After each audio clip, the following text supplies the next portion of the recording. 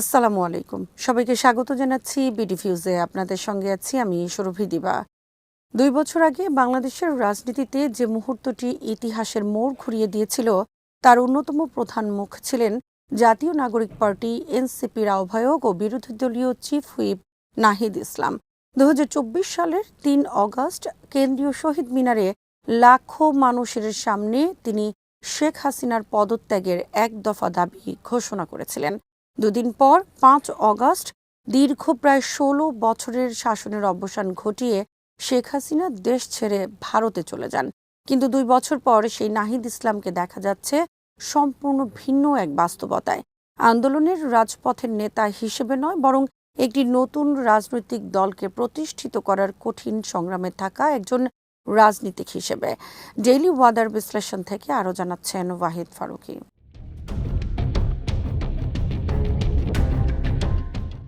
এরই মধ্যে গণভবনের জুলাই গণ অভ্যুত্থান স্মৃতি জাদুঘর পরিদর্শন করে তিনি অভিযোগ করেছেন, সেখানে ফেলানী খাতুনের হত্যাকাণ্ডের স্মারক, সীমান্তে বিএসএফের হাতে নিহত বাংলাদেশিদের তালিকা ও তথ্য এবং ভারতের প্রধানমন্ত্রী নরেন্দ্র মোদীর বাংলাদেশ সফর বিরোধী আন্দোলনের গুরুত্বপূর্ণ ছবি সরিয়ে ফেলা হয়েছে।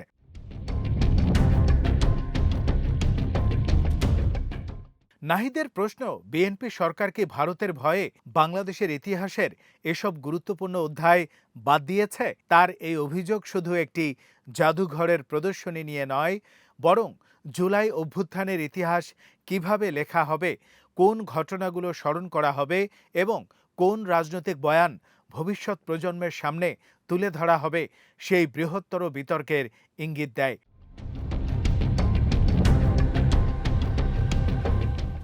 নাহিদের মতে ১৬ বছরের কর্তৃত্ববাদী শাসন প্রতিষ্ঠায় ভারতের প্রত্যক্ষ ও পরোক্ষ ভূমিকা ছিল, অথচ জাদুঘরের বর্তমান উপস্থাপনায় জুলাইয়ের আন্দোলনকে প্রায় সম্পূর্ণ অভ্যন্তরীণ বা কেবল একটি দেশীয় রাজনৈতিক সংকট হিসেবে দেখানো হচ্ছে।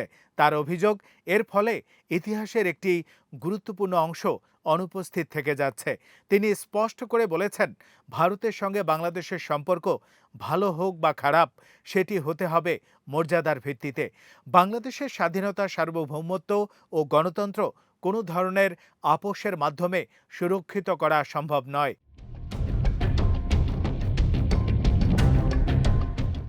একই সঙ্গে তিনি জাদুঘরকে রাজনৈতিক প্রভাব মুক্ত এবং একটি স্বাধীন ও স্বায়ত্তশাসিত প্রতিষ্ঠান হিসেবে গড়ে তোলার দাবি জানিয়েছেন। তার মতে, জুলাই গণঅভ্যুত্থানের ইতিহাস কোনো নির্দিষ্ট রাজনৈতিক দল, কয়েকজন নেতা কিংবা ঢাকা কেন্দ্রিক আন্দোলনের মধ্যে সীমাবদ্ধ করা যাবে না। দেশের জেলা উপজেলার আন্দোলনকারী, বেসরকারি বিশ্ববিদ্যালয়ের শিক্ষার্থী, মাদ্রাসার শিক্ষার্থী সহ প্রত্যেক অংশগ্রহণকারীদের অবদান যথাযথভাবে তুলে ধরতে হবে।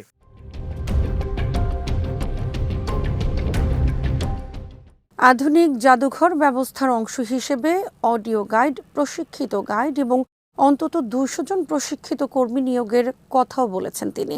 তার বক্তব্যে স্পষ্ট, জুলাইয়ের স্মৃতি তার কাছে শুধু অতীতের একটি রাজনৈতিক ঘটনা নয়, এটি নতুন বাংলাদেশের রাষ্ট্রীয় ও জাতীয় পরিচয়ের অংশ।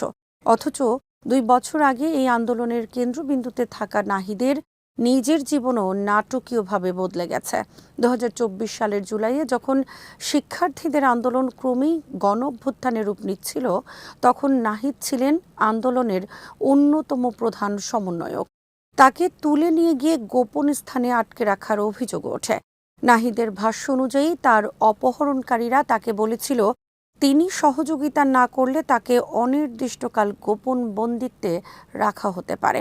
এমনকি তাকে জানানো হয়েছিল, বাইরে কেউ জানে না তিনি কোথায় এবং তাকে ছেড়ে না দিলে তার কোনো খবর পাওয়া যাবে না। পরে গোয়েন্দা সংস্থার চাপ ও ডিবি হেফাজতের অভিজ্ঞতা আন্দোলনের নেতৃত্বকে আরও দৃঢ় করে।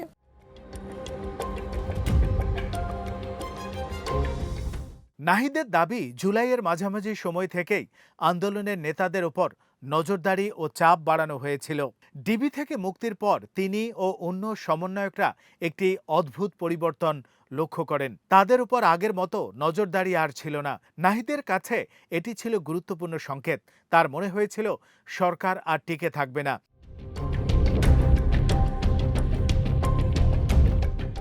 এরপর আসে ৩রা আগস্ট। কেন্দ্রীয় শহীদ মিনারে পৌঁছে তিনি যখন বিপুল জনসমুদ্র দেখলেন, তখন তার শেষ সংশয়টুকু দূর হয়ে যায়। তিনি বুঝতে পারেন আন্দোলনের দাবি আর শুধু শিক্ষার্থীদের মধ্যে সীমাবদ্ধ নেই, এটি পরিণত হয়েছে জাতীয় দাবিতে। সেদিন শেখ হাসিনার পদত্যাগের এক দফা ঘোষণা করেন তিনি।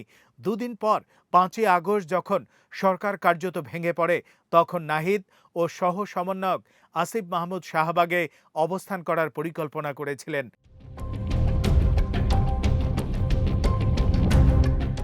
কিন্তু মানুষের ঢল তাদের পরিকল্পনা বদলে দেয়। একটি রিকশায় করে তারা জনসমুদ্রের মধ্যে এগিয়ে যান। পরে নাহিদ স্মরণ করেছেন, সেদিন তিনি সবচেয়ে বড় মিছিল দেখেছিলেন এবং মানুষের মধ্যে এমন আনন্দ ও ঐক্য অনুভব করেছিলেন যা তার বিশ্বাস জীবনে আর কখনো দেখা সম্ভব হবে না। কিন্তু সেই ঐক্য বেশি দিন স্থায়ী হয়নি।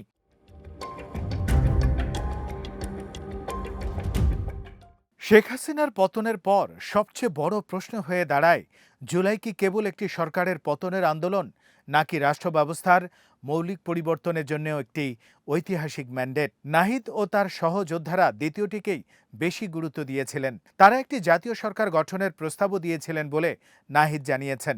কিন্তু বিএনপি দ্রুত নির্বাচন আয়োজন করে একটি অন্তর্বর্তী বা তত্ত্বাবধায়ক সরকার ব্যবস্থার মাধ্যমে ক্ষমতা হস্তান্তরের পক্ষে ছিল।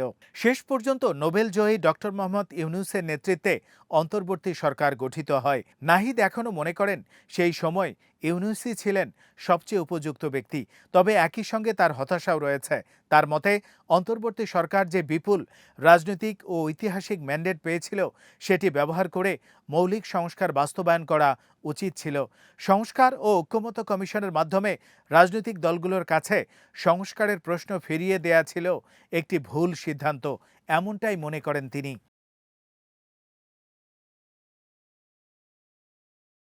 কারণ নাহিদের মতে বিদ্যমান রাজনৈতিক দলগুলোর বড় অংশই কাঠামোগত পরিবর্তনের ব্যাপারে আগ্রহী ছিল না।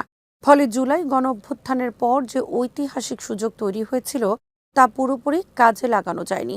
এরপর নাহিদ নিজেও অন্তর্বর্তী সরকারের অংশ থেকে বেরিয়ে এসে এনসিপি গঠনে যুক্ত হন।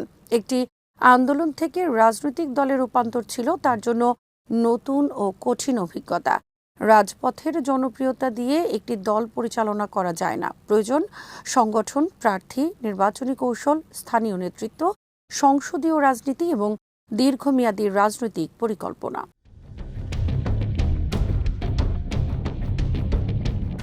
এই রূপান্তরের মধ্যেই নাহিদ ও তার দলকে নানা আক্রমণ ও সমালোচনার মুখে পড়তে হয়েছে। সম্প্রতি এনসিপি রাজনৈতিক কর্মসূচির সময় দলীয় বহরে হামলার ঘটনাও ঘটেছে, যাতে দলের কয়েকজন নেতাকর্মী আহত হন। ফলে যে রাজপথ একসময় নাহিদকে জনপ্রিয়তার শীর্ষে নিয়ে গিয়েছিল, সেই রাজপথই এখন তার রাজনৈতিক মূল্য চাওয়ার জায়গায় পরিণত হয়েছে। 2 বছর আগে তিনি ছিলেন একটি গণ অভ্যুত্থানের প্রতীক। এখন তাকে প্রমাণ করতে হচ্ছে সেই অভ্যুত্থানের রাজনৈতিক স্বপ্নকে একটি কার্যকর রাষ্ট্র ও রাজনৈতিক ব্যবস্থায় রূপ দেয়া সম্ভব কিনা। এখানেই নাহিদের সামনে সবচেয়ে বড় চ্যালেঞ্জ।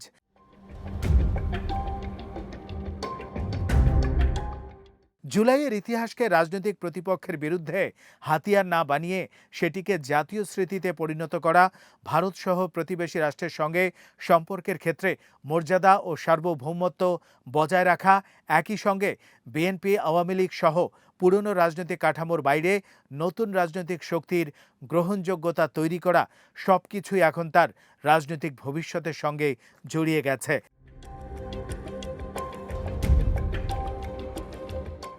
নাহিদ নিজেও মনে করেন ব্যক্তির চেয়ে গুরুত্বপূর্ণ হলো ঐতিহাসিক ঘোষণা, যে ঘোষণায় লাখো মানুষের সামনে দেয়া হয়েছিল।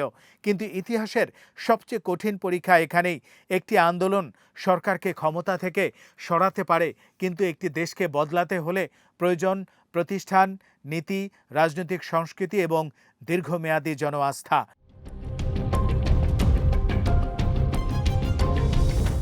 5ই আগস্টের সেই উল্লাসময় দিন হয়তো আর ফিরে আসবে না, কিন্তু সেই দিনের আকাঙ্ক্ষা, গণতন্ত্র, মর্যাদা, সার্বভৌমত্ব, জবাবদিহি ও ন্যায়ভিত্তিক রাষ্ট্র বাস্তবে কতটা প্রতিষ্ঠিত হবে তার উত্তরই নির্ধারণ করবে জুলাই গণ অভ্যুত্থান শেষ পর্যন্ত বাংলাদেশের ইতিহাসে কী নামে স্মরণীয় হবে। আর নাহিদ ইসলামের নিজের রাজনৈতিক ভবিষ্যৎ নির্ভর করছে তিনি রাজপথের সেই বিপুল আবেগকে কতটা দক্ষতার সঙ্গে একটি টেকসই রাজনৈতিক বিকল্পের রূপ দিতে পারেন তার উপর।